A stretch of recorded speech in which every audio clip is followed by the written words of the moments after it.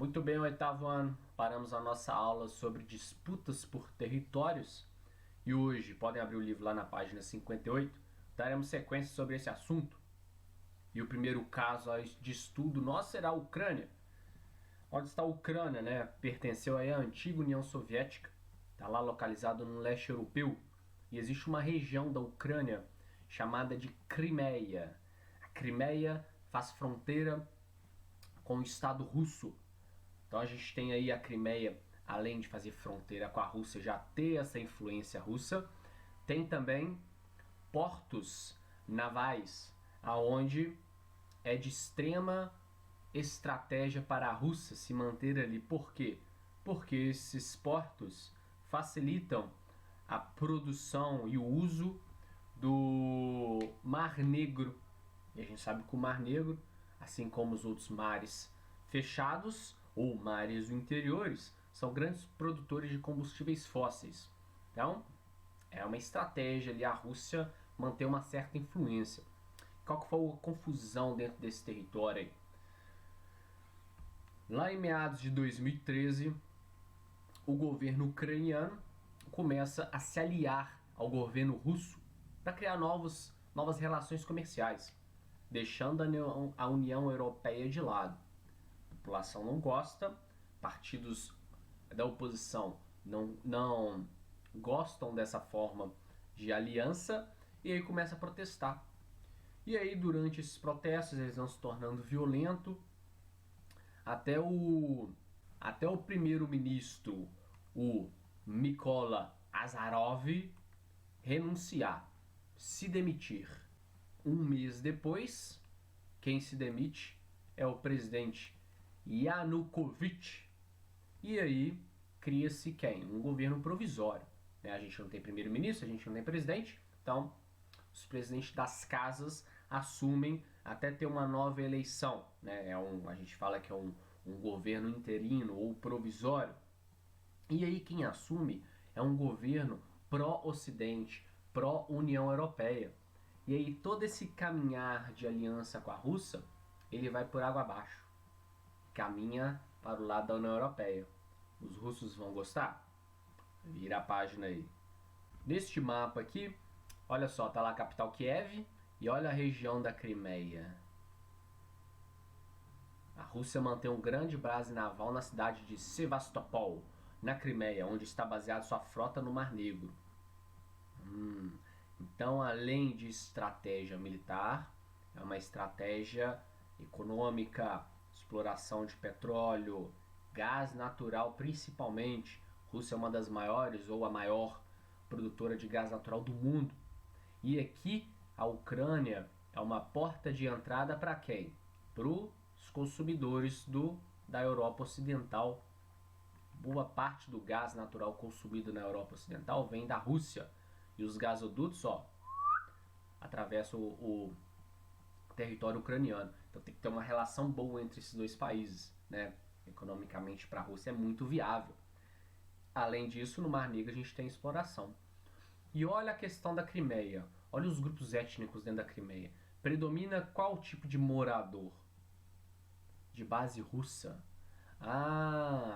Então se os russos predominam nessa região e todo o país ucraniano está se aliando ao Ocidente, vamos fazer com que movimentos separatistas, movimentos pró-independência atrapalhem essa nova aliança.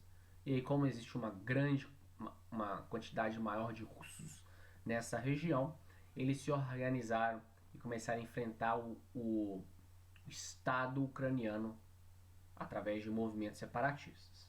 Grifem este parágrafo, que vai falar um pouco disso.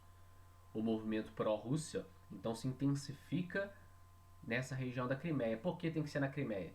Porque, além de ser uma estratégia geopolítica e econômica, a maioria da população é composta por russos. E aí, por baixo dos panos, o governo russo vai financiando os movimentos separatistas, envia forças armadas, alegando que não, esses caminhões do exército estão levando ajuda humanitária. Quem garante que é ajuda humanitária? rolou altas teorias da conspiração nessa época. E do outro lado, apoiando a Ucrânia, quem? As potências europeias, é óbvio, porque ela estava caminhando para se aliar à União Europeia, e também o grande, poderoso rei do Ocidente, os Estados Unidos. E aí, por um plebiscito, a gente percebe que a Crimeia se autoproclama independente. Vai ser uma região independente e resolve se anexar à Rússia. O que é isso? Não pertencemos mais à Ucrânia. Hoje vamos pertencer à Rússia e o nosso território hoje é russo. A Ucrânia vai deixar? Claro que não. O Ocidente vai concordar? Claro que não. Então, a União Europeia e Estados Unidos criam sanções econômicas. O que é sanções econômicas? Corta as relações comerciais com a Rússia. Óbvio que sanções econômicas é o seguinte: existe uma tabela de produtos aonde sanção econômica vai ser cortar este produto, esse. Então, a primeira sanção é essa: Rússia, toma aqui, não vamos oferecer, te fornecer mais, te vender essa lista de produtos. Caso persiste, não ocorra mudança, essa lista vai aumentando. É assim que funcionam as sanções no mundo. E aí os Estados Unidos, junto com a União Europeia, começa a pressionar o governo russo para não apoiar a anexação da Crimeia. E ele fala: eu não tenho nada a ver com isso. Se eles querem anexar o meu território, o que eu posso fazer? Sejam todos bem-vindos, mas eu não tenho nada a ver com isso. E assim caminha a questão da Crimeia. Hoje a coisa já está mais calma, mas ainda assim eles se autoproclamaram a anexação do seu território ao território russo e ficou por isso mesmo. A questão é que houve um cessar-fogo, vez ou outro rolou um tiroteio lá entre os militares russos com o ucraniano e a coisa está do jeito que está. As sanções econômicas ainda existem, mas não foi o suficiente para a Rússia tomar uma decisão para desanexar esse território e permitir com que ele volte para a Ucrânia. Iugoslávia, interessantíssimo a história da Iugoslávia. Esse país não existe mais. Veja bem, existiu a Iugoslávia, hoje não existe mais. Já sai grifando o primeiro parágrafo, que ele já vai dar um resumo ótimo dessa região. Região conflituosa, palco da primeira, do estopim, do início, do motivo da Primeira Guerra Mundial. Era uma região dominada pelos impérios austro-húngaro e turco-otomano. Já estudaram isso lá sobre a Primeira Guerra Mundial, não já? Com a Maria? A professora Maria já deve ter trabalhado a Primeira Guerra Mundial com vocês. Você sabe muito mais do que eu que o motivo, um dos motivos da Primeira Guerra Mundial foi esse mal-estar entre esses impérios nessa região. E aí, a partir da Primeira Guerra Mundial, a gente tem a desfragmentação dos impérios e o surgimento da Iugoslávia, que foi o quê? Um reino composto por várias etnias: sérvios, croatas e eslovenos. E aí, olha que interessante esse outro parágrafo, que seria interessante, muito interessante, vários interessantes, grifarem também, porque olha a diversidade étnica: sérvios, croatas, eslovenos, albaneses, turcos, montenegrinos, entre outros. Religiosa, várias religiões, de cristãos ortodoxos aos católicos, islâmicos, e línguas latinas e cirílico, que desencadeava uma situação de grande tensão. Imagina um território, então, com várias etnias, várias línguas, vários costumes, todo mundo vivendo no mesmo espaço. Eu acho interessante, particularmente, a troca de experiência. Olha que legal, se morasse aqui na nossa cidade, no nosso bairro, várias pessoas do mundo inteiro com culturas diferentes. Ia ser legal essa troca de cultura, não? Esse aprendizado. A diversidade faz com que a gente cresça intelectualmente, porque a gente vai aprender novas coisas. Se for todo mundo igualzinho, fica aquela na mesma, né? Enfim, particularidade minha do professor. Na Iugoslávia, ela vivia assim. E aí, nem tudo são flores. Neste caldeirão étnico, vai ter aqueles que não vai gostar de viver num ambiente assim com muita etnia. E aí começa o mal-estar, né? Começa o quê? Um se estranhar, um falar mal do outro. E o trem vai pipocando, se espalhando, até começar a virar ataques e conflitos. Virando a página, a gente já entra aqui no pós-Segunda Guerra Mundial, onde o mundo viveu o quê? A Guerra Fria.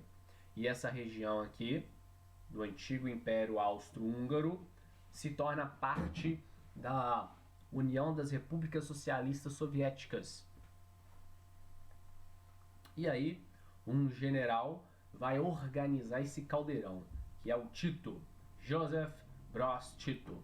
É o governante, é o nomeado como responsável por organizar a Iugoslávia e seguir os caminhos propostos pelo poder central de Moscou, da União Soviética. Mas dizem que o Tito ele era bem independente do poder central de Moscou. E aí ele organiza esse caldeirão étnico. Como que eu vou organizar então para não deixar o tumulto rolar? Mão de ferro, né, velho? Mão de ferro. E aí todo mundo ali organizadinho. Olha aí, essas 6 repúblicas aqui, ó, Sérvia, Croácia, Eslovênia, Bósnia, Herzegovina, Montenegro, Macedônia, todo mundo juntinho num único país chamado Iugoslávia. Quando Tito morre, em 1980, a União Soviética nessa última década, né, ela acabou em 1991, na década de 80 ela já está ruim das pernas, economicamente, politicamente enfraquecida. O lado ocidental do mundo, o lado capitalista, está crescendo horrores. E aí ela já está muito mal vista, já perde muito apoio da população. E aí, após a sua morte, aquela mão de ferro acaba e aí os grupos separatistas começam a se organizar. E aí eles vão se organizando. Quando acaba a Guerra Fria na década de 90, imediatamente estes países que estavam todos juntinhos começam a participar do processo de independência. Montenegro vai seguir o seu rumo, Macedônia segue o seu, Bósnia e Herzegovina segue a Eslovênia, a Croácia, cada um seguindo de acordo com aquilo que ele acredita, politicamente, economicamente, etnicamente. Mas um deles aqui não concorda, que é quem? A Sérvia.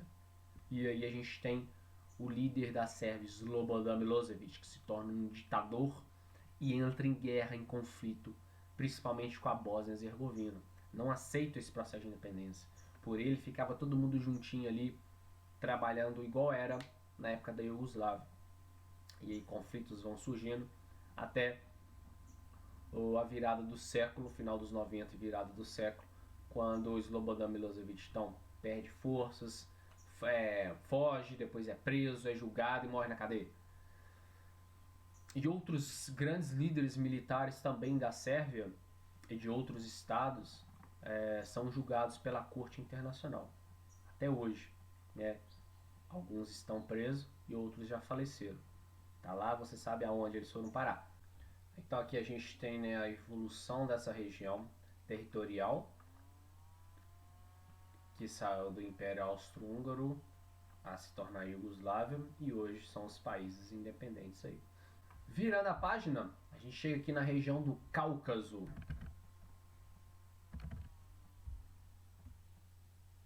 Uma região montanhosa, extremamente estratégica para a Rússia. Bem, o Cáucaso fez parte da União Soviética, e aí, com o fim da União Soviética, processo de independência, assim como ocorreu na Iugoslávia, ocorreu em todos os estados que faziam parte da União Soviética. Todos eles aí buscando caminhar sozinho de acordo com aquilo que eles acreditavam. Lembram, é uma região como um grande caldeirão étnico. E lá na região do Cáucaso foi muito parecido com o que ocorreu na Iugoslávia. Vamos grifar a última essa frase aqui, ó. Contribuiu também o fato de grande diversidade étnica e religiosa e cultural já existente, associada à política stalinista de russificação, que visava afirmar fortificar a superioridade do país por meio da introdução de russos nas repúblicas que constituíam a União Soviética, com o intuito de propagar a sua língua, cultura e promover sua assimilação. Isso é muito doido. Estratégia desde o período colonial é utilizada até hoje. Para poder dominar um território, eu imponho o que? Os meus costumes, a minha cultura, porque quando eu domino este novo território e imponho a minha cultura, fica mais fácil de eu eliminar qualquer movimento separatista, qualquer movimento nacionalista de valorização daquela cultura local, e aí eles começam a seguir os meus regimes. Ou seja, eu crio uma forma de civilizá-los, uma nova forma de civilizar aquele território conquistado. E a União Soviética fez isso nesse caldeirão, sempre tentando impor os costumes, os regimes vindo dos russos, a russificação. Virando a página, a gente vai perceber que a Rússia não vai deixar barato isso não. A Rússia ainda tenta, de toda forma, manter a sua influência nessas regiões. Quando acabou a União Soviética, a própria Rússia criou um bloco econômico, Comunidade dos Estados Independentes, chamado SEI, que significa o quê? Um bloco econômico onde todos os integrantes terão uma zona de livre comércio, né? Facilitar as trocas comerciais entre a gente. É uma forma da Rússia ainda manter contato com suas ex-colônias. Nem todas participam da SEI, os bálticos não participam, mas o restante das ex-repúblicas participam. E essa região do Cáucaso é muito interessante, assim como foi lá na região da Crimeia. O Cáucaso, essa região montanhosa, também vai ser uma região de grande produção de combustíveis fósseis. Olhem no mapinha aqui embaixo. Mar Negro de um lado, Mar Cáspio do outro.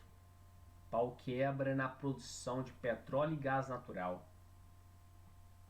Tem gasoduto atravessando aqui de tudo quanto é lado. Olha quem está vindo para o sul. Olha o Oriente começando aqui, ó. Oriente Médio, ó, um dos maiores produtores de petróleo do mundo. Tem relação? Tem relação. Turquia, porta de entrada do mundo árabe para a Europa. Vai ter grandes aliados aqui com a Rússia? Vai. Então a Rússia não quer perder o seu contato com o Cáucaso de jeito nenhum, porque o Cáucaso é estratégico economicamente, politicamente. Grifem este parágrafo, que vai falar da importância estratégica daquela região. E aí, com o fim da União Soviética, o que se ocorreu foram processos de independência, e aí países foram se tornando independentes nessa região. Se consideram, né? A Rússia não considera ainda da Geórgia, mas aqui o Ocidente considera. Então nós somos ocidentais, a Geórgia é um país. Logo, Geórgia, Armênia e Azerbaijão se tornam países independentes. E aí, a gente vai tendo outros territórios que buscam o seu processo de independência.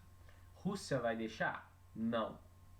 O que seria um território? Um território vai ser, vamos pegar Chechênia. Chechênia é um território que busca sua independência, mas ainda está anexada à Rússia. Como assim? Ela vai ter um governo próprio, mas ainda está ligado aos critérios russos. Pode caminhar sozinho, criar suas leis, mas calma aí. Muita calma nessa hora, né? Assim também não. Ossétia do Norte, Ossétia do Sul, mesma coisa. Geórgia teve conflitos mais recentes. Acredito que vocês não vão lembrar, em 2008 teve um conflito muito sério aqui na Geórgia, quando ela alegou o seu processo de independência. Então são territórios que buscam a sua independência. Rússia não vai deixar, não vai permitir. Porque quando Geórgia, Armênia e Azerbaijão finalmente conseguiram o seu processo de independência, a Rússia falou: se eu deixar toda essa galera aqui, esse território, vão também buscar a sua independência e vão conseguir. Dentro do território russo tem mais vários outros territórios que podem pegar como exemplo esses novos e também começar os seus movimentos separatistas. Olha a dor de cabeça que vai ser para a Rússia. Então rapidamente ela abafa o caso. Ela chega e aí a Rússia trata essas questões aqui com certa violência, né? Qualquer movimento separatista aqui é motivo da Rússia ir lá e entrar em conflito. o que se destaca desses movimentos separatistas é a Chechênia. Grifem para nós, é a Chechênia. Um país muçulmano aonde vários grupos terroristas faziam ataques dentro de território russo, ou até mesmo dentro da Chechênia, em regiões dominadas por russos. Ataque terrorista, esse que a gente já viu na televisão, né, já soube de noticiários dos grupos terroristas Estado Islâmico, são o islamismo radical. Então aqui na Chechênia teve muitos grupos radicais que tratavam a Rússia dessa forma. Até a Rússia hoje criar laços com o governo checheno e chegar num acordo. Mas até chegar nesse acordo, a coisa foi feia.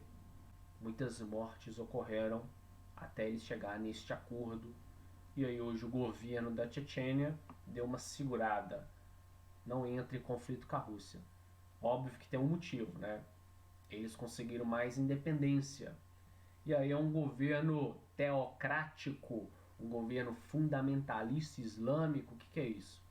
Eu vou criar um governo baseado, né, as leis governamentais vão ser baseadas na religião. E aí já vimos isso na história. Governos que criam suas leis, sua constituição baseado na religião, misturar as duas coisas é um tanto quanto estranho. E aí, pessoal, para a gente finalizar então, lá no finalzinho da página, para refletir.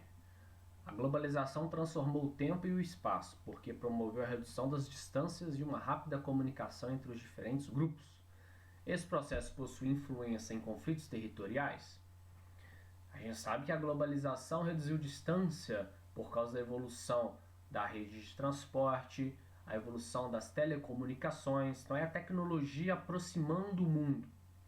Isso vai gerar conflito? Bem, a gente sabe que a globalização também, além de aproximar, ela, ao contrário, aumentou a desigualdade social. Por quê? Os países do norte, países desenvolvidos, países da produção manufatureira, da grande tecnologia, países do sul, subdesenvolvidos, países da produção das matérias-primas. A gente vê essa desigualdade financeira já nos métodos de produção. E, dentro de conflitos territoriais, esta aproximação trouxe etnias se aproximando, etnias querendo, neste mundo global, participar de formas diferentes do mercado mundial. Mas a outra etnia não vai permitir, porque aquilo é contra a sua... contra os seus valores, contra os seus princípios, relacionar com o Ocidente, relacionar com o Oriente, comunicar com o país X, com o Y. Então, a globalização ela vai além dessa aproximação financeira, existe a aproximação cultural. Existe também a informação de que o território do extremo norte participou de um processo de independência, foi feito desta forma. Olha, fulano, lá eles fizeram assim, aqui a gente também pode fazer isso. Vamos adotar as mesmas ferramentas que eles adotaram e vamos trazer o movimento de independência para o nosso território. Tá vendo que como um vai influenciando o outro através de ideias, através de ferramentas, através dessa globalização. A Primavera Árabe, que ocorreu no norte da África, se espalhou pelo Oriente Médio, utilizou-se da ferramenta redes sociais para promover todo este movimento que abalou grandes ditaduras nessa parte do mundo, neste mundo árabe.